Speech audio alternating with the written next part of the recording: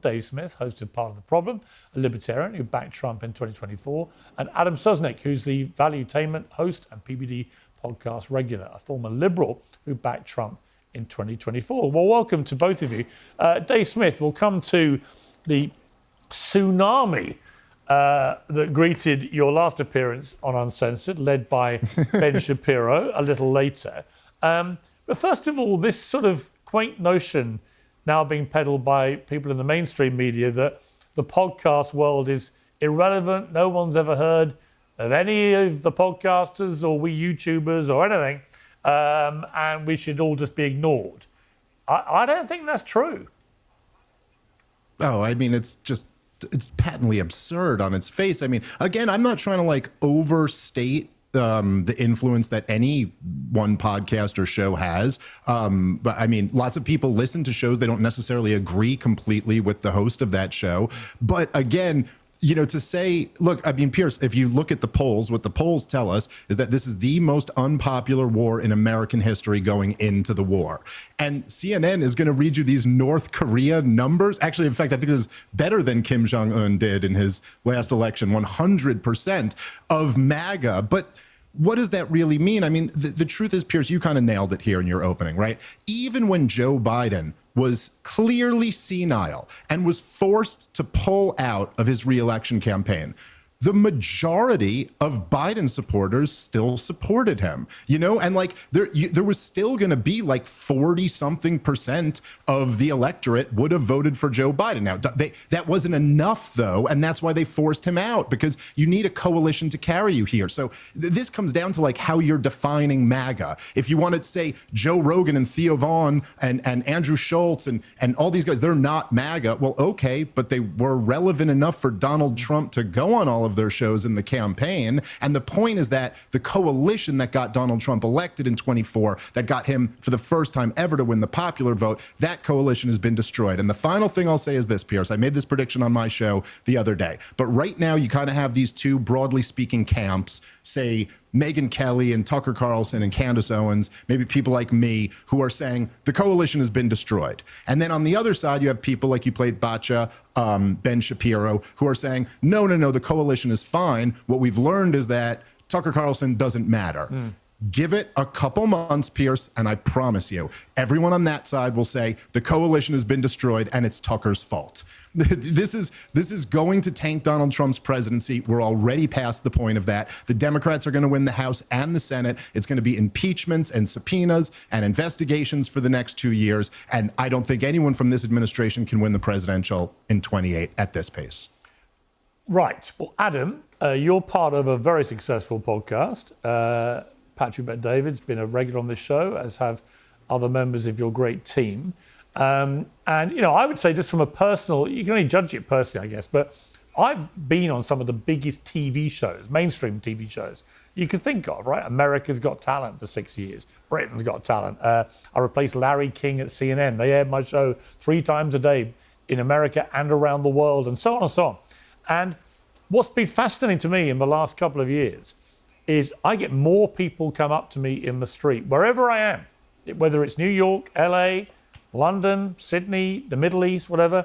More people come up, and they're a bit younger than came up when I did any of those shows. And they're all coming up about my YouTube show, and they're all watching it avidly, and they're watching other shows like yours, like Dave's, Tucker, because they talk to me about all this. I had 2 guys last week from Denmark, 19 I think they were, stopped me in the street in West London. Passionate viewers of Uncensored, right? It was really fascinating to talk to them.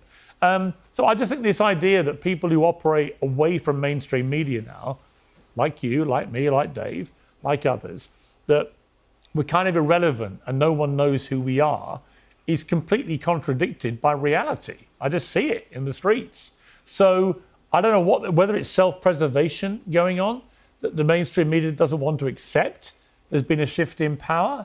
But what do you think? So we're talking about the mainstream media. So how much trust do you have in the mainstream media? But so let me answer that. So number one, Piers, great to be with you. Dave, good to see you. It's been a little while. And thank you for dressing up, Dave. The The question that you're asking is, are young people watching social media and they're watching YouTube? Obviously, duh. My mom still watches the news at 8 p.m. and if she misses it, that's it. She doesn't see it. She hasn't figured out how to get on social media. She still tries to ask me how to find me on YouTube and on Instagram. But yes, the 35 and under crowd is on social media. And I'll tell you an anecdote. I'm a registered independent. I never would voted for Trump. And then I, had common sense and realized you vote for Trump, who might be brutish and an a-hole, or you vote for a weak, feckless, I wouldn't even call it leader like Kamala. And obviously the choice is pretty easy. But I would debate with my liberal friends, one that was very, very, very tight with the Clinton people, part of the Hillary campaign. And he noticed as I was starting to become more, let's just say, less Trump hating. This is in 2023, 2024, run up to the election. And then he goes, dude, I don't even know what happened to you. You're like full on MAGA now. I go, no, I just have common sense. I see what's going on the radical left. And it's so un-American to me. And he goes, yeah, you're just in your little YouTube world. I'm in the real world with the real politicians and the real polls. I got the real stuff going on. I go, hey, buddy, his name is John. I go, John, this is the real world now, guy. Yeah, well, we'll see. So obviously we see what happens in the election. This is not the type of person that likes to apologize, right? Comes up to me and he goes, Adam, I was dead wrong. You're right. This is a new YouTube world. Congratulations on all your success, Pierce, and welcome to the YouTube world. It is what it is.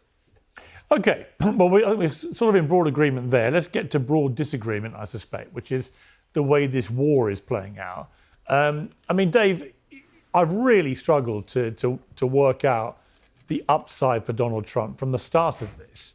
Doing this so close to the midterms, doing exactly what he said he wouldn't do, which is he was going to stop, attacking Middle Eastern countries. It was all going to be America first, a premium on sorting out American problems in America.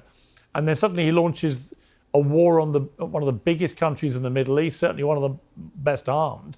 And all hell has broken loose, not least to the global economy, which is inevitably going to have, and already is having, a very detrimental effect on living standards for average Americans. If I'm an American that voted for Trump, I'm like, I don't get this. I might in a poll say, I get it, but I don't think I really get it. Yeah, and then you also have to consider there, Pierce, right? Like there's a sizable percentage of people who support Donald Trump, who approve of the job broadly that he's been doing, who maybe, look, we're 3 weeks or whatever into this, go, all right, I'll kind of give him a chance. We'll see. But if this doesn't turn into any type of win, and if it turns into a clear disaster, which it already seems to be, that's only going to hurt him more and more and more. I think, look, Pierce, it's despite the fact that it is not in my incentives in some way as like a political commentator, like I hope this whole thing just works out great. And then I know that all the people who don't like me will say, ha ha, you were warning that this would be a disaster. I hope that I would much rather take that deal and live in that. But Piers, the other element there is that, right, we had the 12-day war in the summer. And I've certainly heard, I heard at the time, some on debates that we did on your show and others. And I've heard nothing but since then on social media that, you guys were so stupid. You were warning about exactly what we're seeing right now, which is what all of us were warning about who are critics of the 12-day war. And Iran didn't do that. And they were like, look, we got away with it. One and done. No Americans dead. And that's it. We don't have to do anything else. They spent the following 6 months bragging about how the nuclear threat had been totally obliterated. Now we find ourselves, Piers, back in this same situation. And as I mentioned last time on your show, the big picture here is that clearly the calculation changed for Iran.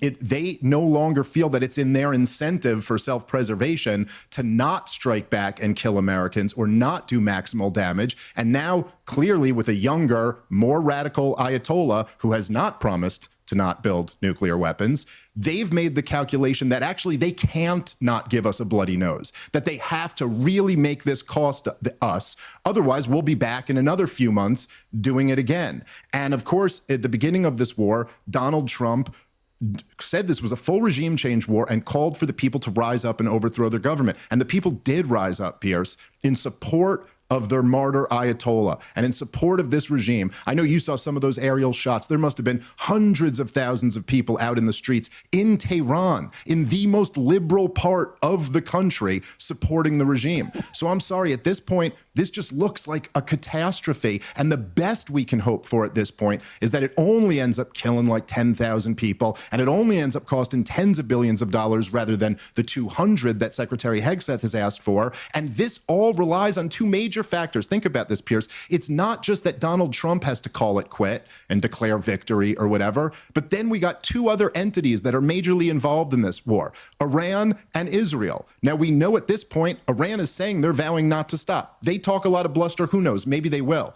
But Israel, Piers, we all know they want the regime change here. In the 12-day war and in this war already, they've hit targets after Trump has clearly asked them not to. Who's to say they don't continue doing that? And it begs a real question of how we get out of this quagmire. Yeah, 3 weeks in, we're already there. Right. So, Adam, you've had a little spat with Dave on social media. When he called it an illegal war of aggression on X, you said, "Come on, guy, read the room." Dave responded, "Let's not pretend you read, Adam." To which you replied, "I'm able to read scoreboards. You are losing big time." Do you still feel that? I mean, do you still feel that? Because I would argue that the scoreboards militarily absolutely would show that the United States and Israeli combined forces have inflicted enormous damage on Iran's military capability. I think that's inarguable.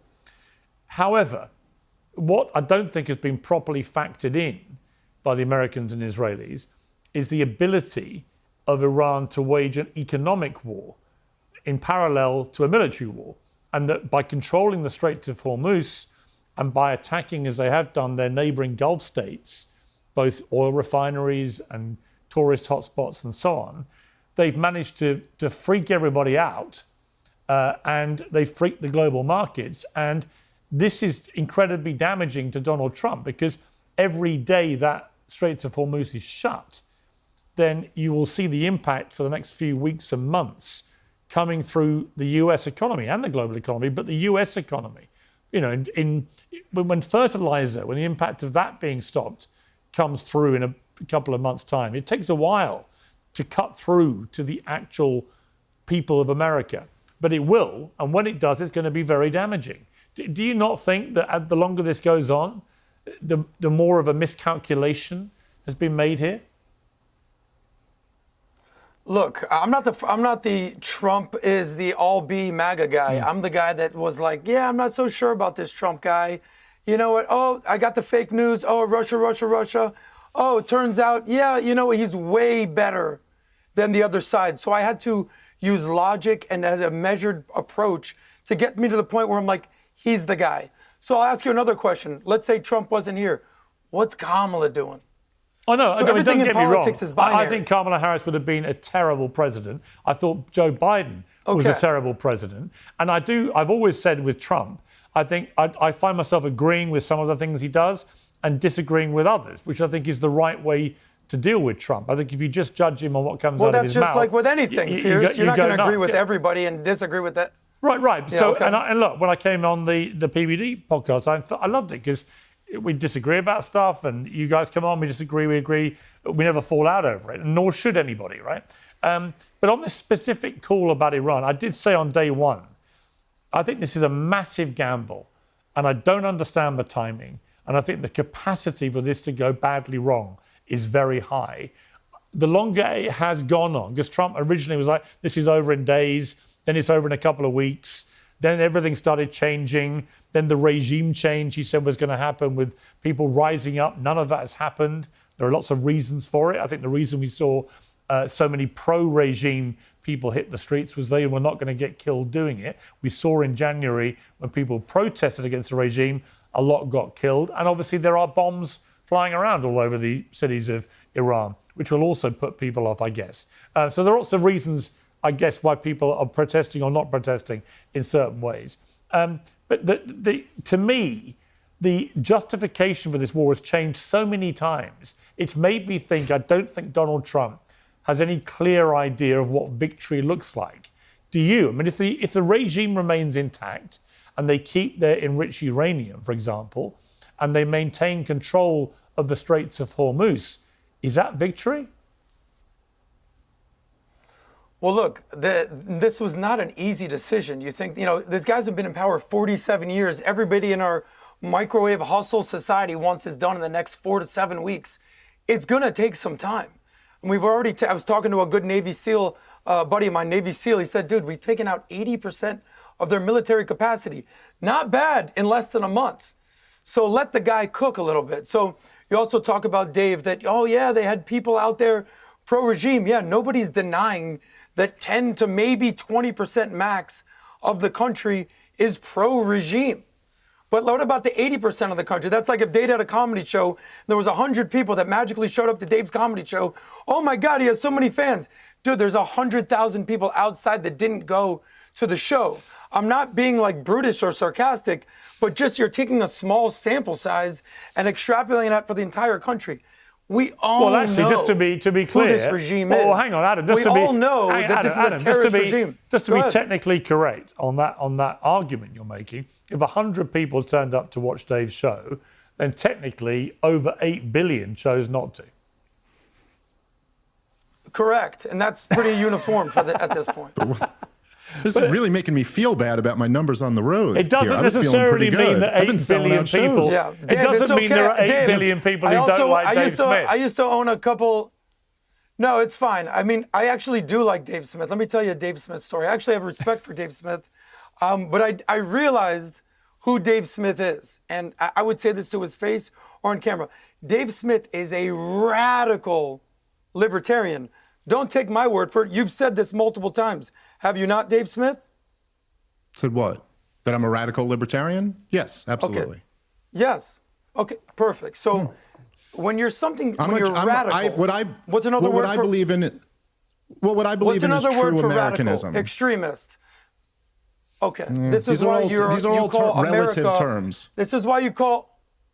Sure. This is why you call the U.S. military the greatest terrorist organization on earth, right? Because you're a true American? Because you're a true patriot? Is that why, Dave? Because something tells me you have what is known as clickbait of the mouth.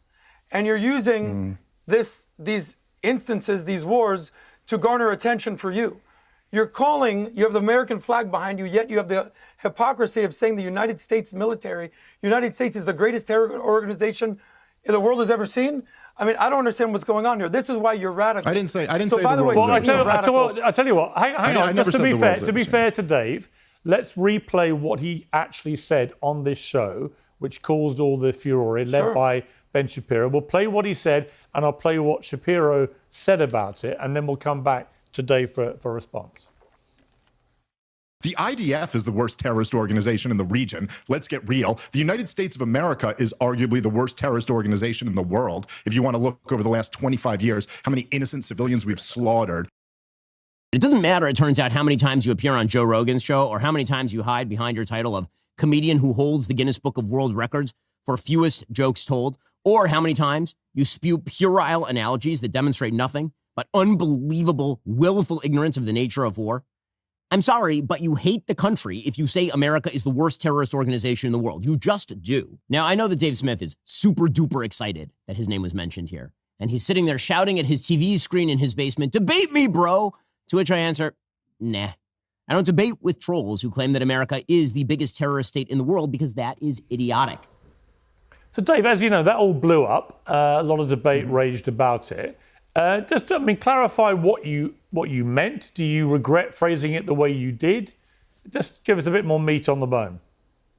No, I don't regret phrasing it the way I did, and I'll be very clear about what I'm saying. I will point out that it's quite something for Ben Shapiro. Just since you played him, I got to respond to him first. That he goes, "Oh, I just won't debate with this guy because this is so beyond the pale." Ben Shapiro made his name debating 19-year-old communist Maoists who were confused about their gender. So somehow, Piers, we're going to have to believe here that I'm so much less serious than the children who Ben Shapiro made a career debating. I loved your response to him where you pointed out some of the goofy segments that he does on his show. I mean, personally, I really stay away from that stuff. And, for Adam, I think to say it's clickbait or that I just want to get out in front of the camera, I think we're all equally in front of a camera right now. And it's kind of weird to accuse someone else. I very much believe the things I'm saying. Dave, now, to Adam's point, Dave, hold don't on, run from the comment. Because there's a bunch. Don't run from your comment.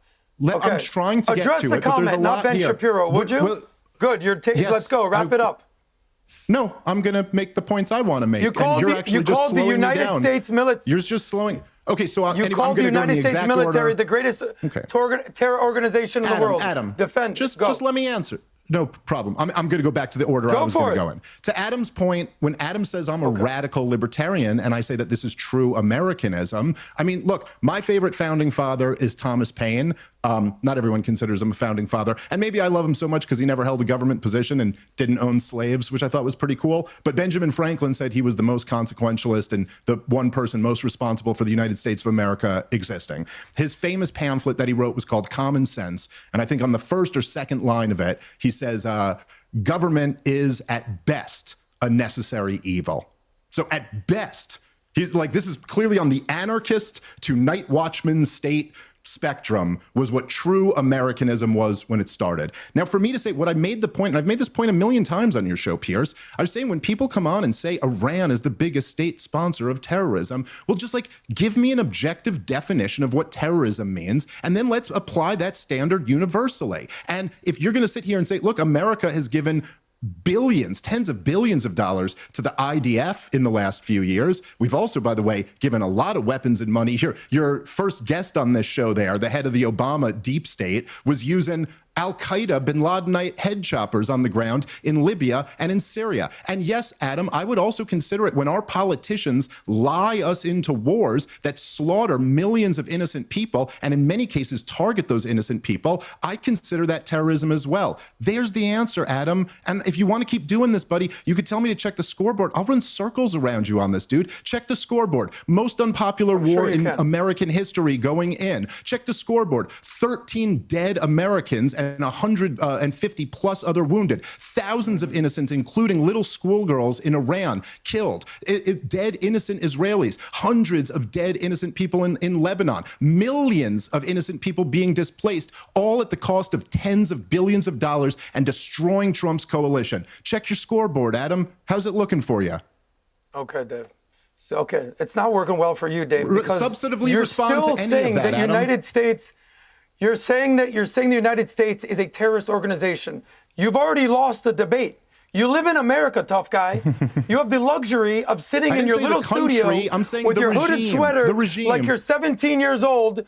The regime. You mean all American presidents? I'm 17 Who's your years favorite old? president in the last 50 years? Adam, I'm 17 years old. Who's your favorite president in the last 50 years? I have a wife and children. Who depends on you, Adam? Your mom? Okay, I also have if you want to make it personal, other, so you want to go personal? You have a significant other. We can go as personal as we can go. No, I'm trying not to. We can go as personal as you want. Respond to one thing. I don't care, Dave. Adam, some substance. I don't care. I know because you don't know anything. Dave, you're a radical. So move on. So stop picking a fight with me, dude. You don't know anything about anything. You're Pat's guy. I know. And I like you, dude. I like you. I like your show. I respect Pat. Dave. Okay. Zip it. Here we go. I'll talk now for a second. I'm defending the military right now. You're basically saying that all our boys that go to the military are all terrorists. That's what you're saying. No. You're equating that the United States of America, the IDF, are the equivalent of ISIS and Al-Qaeda. By the way, I also used to respect you until you went on a little podcast called Coleman Hughes. What happened on that podcast, Dave? This is the problem. I'll tell you a quick story. Why don't you do it right now, Adam? Why don't you do it? I'll do it right now, Dave. I'll do it right now. Go for it. Because here's what Dave is. Here's Dave Smith. By the way, 1% of Americans vote for libertarians every year. So you're trying to basically say that you know more than the average American. 1% of Americans vote for your people, Dave. Why don't you run for something? Why don't you stand for something? You stand for nothing. Okay, can I respond? Again, Piers, this is the level of substance. No. Here we go. I'm going to tell you a story, Dave, and then you can respond. Because this is where I lost respect for you as a debater. Because I was like, oh, this guy Dave, he actually knows some stuff. He's doing his thing. And then you showed up on Coleman Hughes' podcast. Piers, do you know who Coleman Hughes is? I do. He's been on the show. I've been on the show with him. Perfect. That's this guy right here, just in case, if the camera doesn't see. But what is the point you're making? I watched this podcast. The point is this. Dave gets out there and he tries to bully people and say that he's so smart. He reads a lot of books. Good for you, Dave. But what happens when you read it to somebody, run into somebody who's way smarter and bullies the bully? I remember growing up in this town of Miami, so there was this kid that used to pick on all the kids that we went to school with. And one day, some new kid showed up, and he goes, oh, yeah, let's go, buddy. Let's do this. And the bully goes, oh, what do you mean? What do you want to do? And he goes, no, yeah, you want to fight everybody? You want to take everybody's lunch? Let's go. And the new kid beat the crap out of the bully.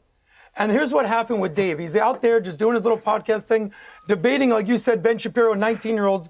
And then all of a sudden, this whole conversation about Wesley Clark, and I saw him on your podcast about a week ago, Piers, and this memo, here you go, Dave.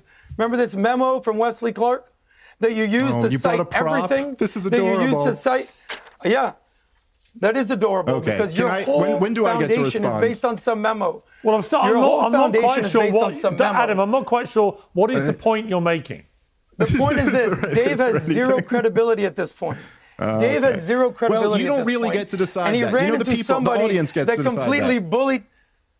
What audience? Okay. The four people that show up to your comedy show at the ha. Yeah.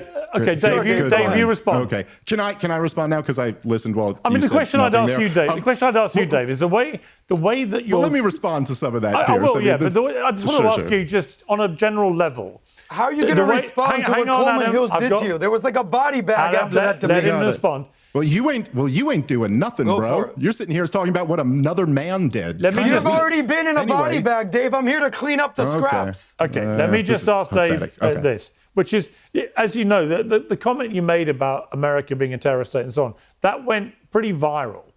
Do you understand why a lot of people got very angry about the perceived equivalence between America and terror organizations like ISIS, like Al-Qaeda, and so on? Yeah, no, well, listen, I mean, there's no question that the head I don't shopping... think he does, but go ahead. Hey, Adam, I mean, just let me talk now. I understand all you can do here is interrupt and hold up props or something, but let me make a few good points. I'm just, you said that America's a terrorist organization. You've already lost the debate. Go ahead. No, I haven't actually, and that's not, you don't really get to decide in the middle of the debate whether I have. It's who moves people more than the other one is really, I guess, the metric. But you're 1% libertarian. You're really moving people. You're really moving people. I mean, Adam, I understand this will just be your tactic for the rest of it because you're out of, and you're just out of your depth. But here, okay, yes, actually, I didn't vote for the Libertarian nominee. Go ahead, Donald Trump came to the Libertarian Party convention and tried to convince a lot of us to support him, and I'm one of the people who did, and now I'm one of the people who's criticizing this policy.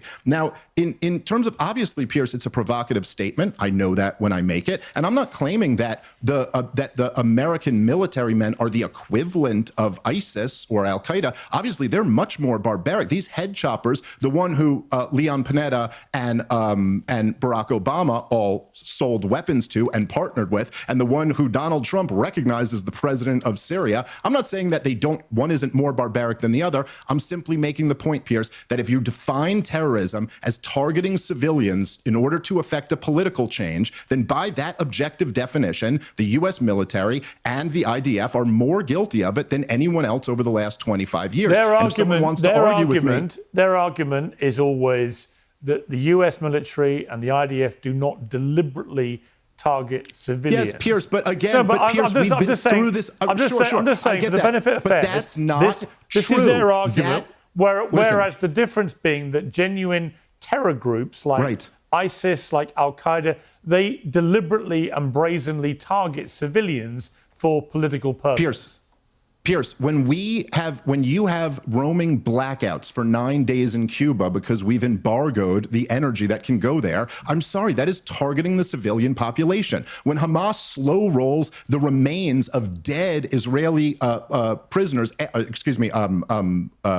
whatever, I don't know, I get in trouble for using the wrong word. The dead Israelis that they were holding captive, even after all the live ones are out, and the response from the Israeli government is we're going to cut the aid to the civilian population in half, that is targeting civilians. And when you drop bombs all over cities and you know that innocent civilians are going to be killed, that's targeting civilians. Now, as far as some of the other stuff here, look, in terms of the debate with Coleman, I encourage people to go watch that. It's only people who already disagreed with me going in who say I got body bagged there. The rest of the people tend to say it was a kind of a good, respectful back and forth, and both people had some moments. But for Adam to say I only debated children up until Coleman, I debated Dennis Prager, I debated Douglas Murray, I debated Josh Hammer at an Oxford-style debate at Princeton University and absolutely smoked him on the Oxford-style voting. I debated him again at Charlie Kirk's event. I've been coming on this show. How many debates have me and you done, Piers? I've been willing to debate whoever wants to debate this subject for over 2 years now. And so to say that I'm just being Ben Shapiro and going around to college campuses and debating 19-year-old dudes in wigs claiming to be women, it's just not true, man. I debated Chris Cuomo right in front of you, Adam, the biggest host at CNN. So I just think this is ridiculous. Coleman made some, listen, I'm not going to say a negative thing about Coleman. He didn't attack me. He went at the issues, and I really appreciate and respect that. I've actually been trying to host him on my podcast. I hope he'll do it. Okay, Adam, your response. Yeah, and listen, I do respect the fact that Dave does show up. He does. I mean, that's like, okay, cool, you showed up. Respect to that. I will give Dave credit.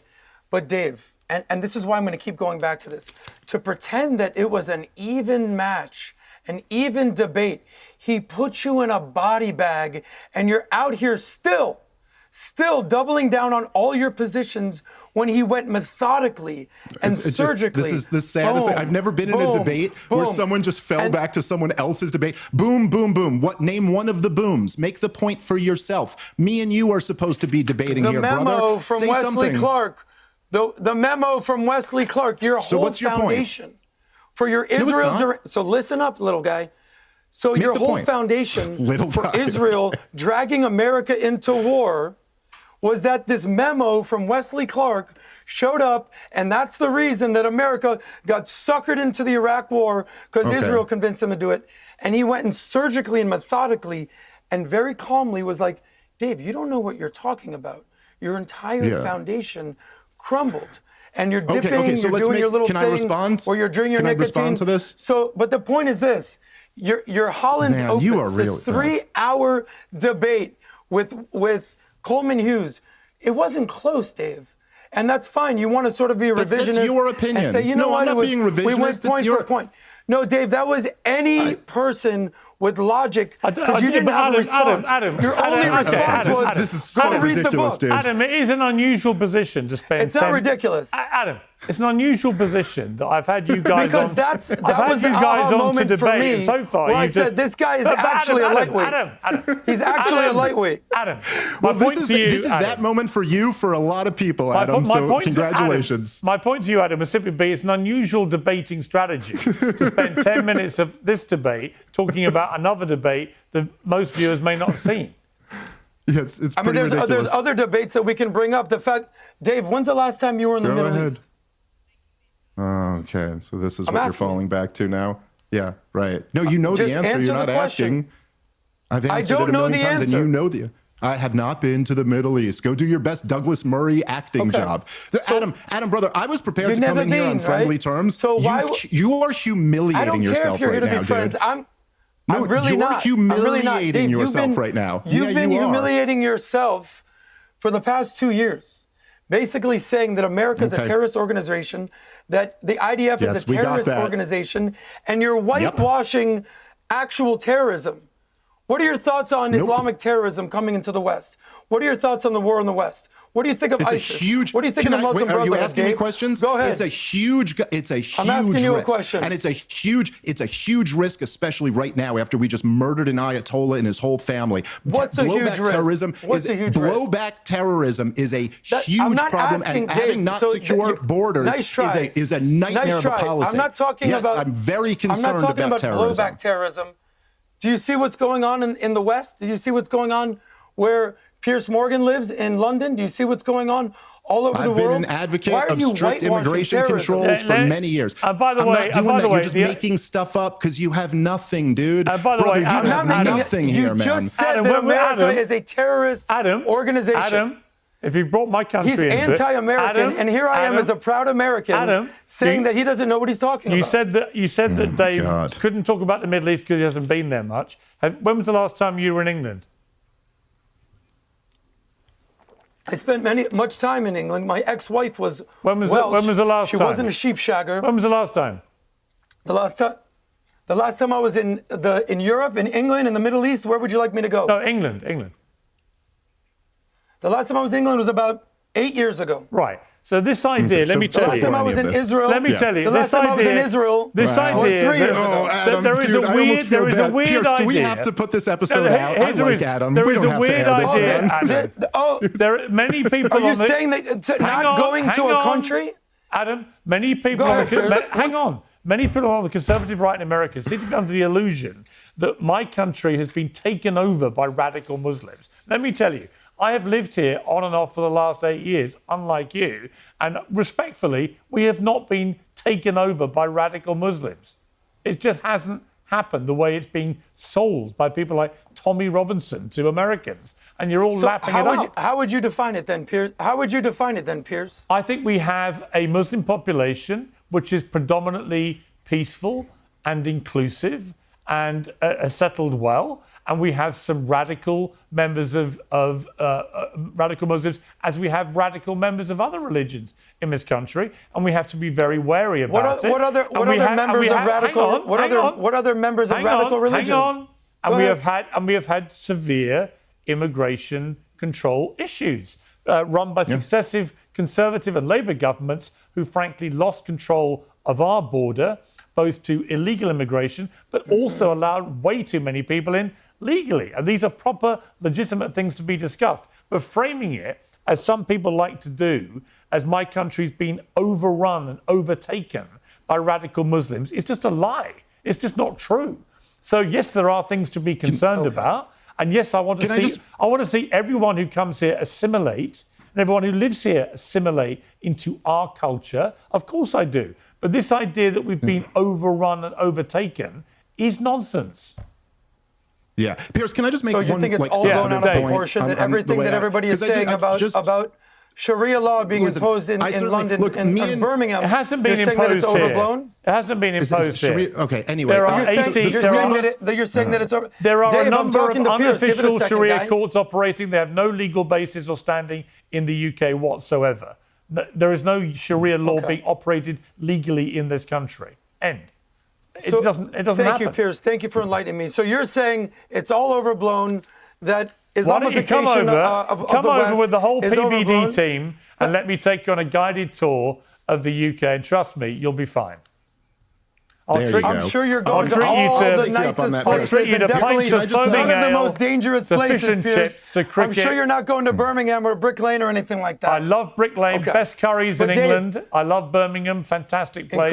Incredible Bangladeshi curry. I'll take you there. Back to my central thesis here is that Dave thinks that the United States military and the IDF are the equivalent of the Ayatollah and the Hezbollahs and the Hamas. You've made that point. Dave, final point to you. I know. Final point listen, to I mean, I think we all kind of agree that open borders and lack of immigration restrictions are not very sound policy, and that those ought to not be in place. But I do just want to say I guess almost brushed up against. Isn't that what libertarians believe in, though?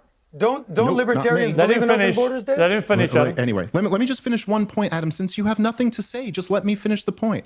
Anyway, no, libertarians don't believe in that. I've already said what I've had to say. Don't. You've been in a body bag for about a year now. So then let me finish. Yeah, great. Okay, I've been in a body bag anyway. Let's see what the He's reaction to this one now. is. Let's see what the reaction to this debate is. Okay, we'll take a look at that when it comes out. Sure. Anyway, but the idea that we can gladly do that. Great. You're defending terrorism, and you think that the United States is a terrorist organization. All right.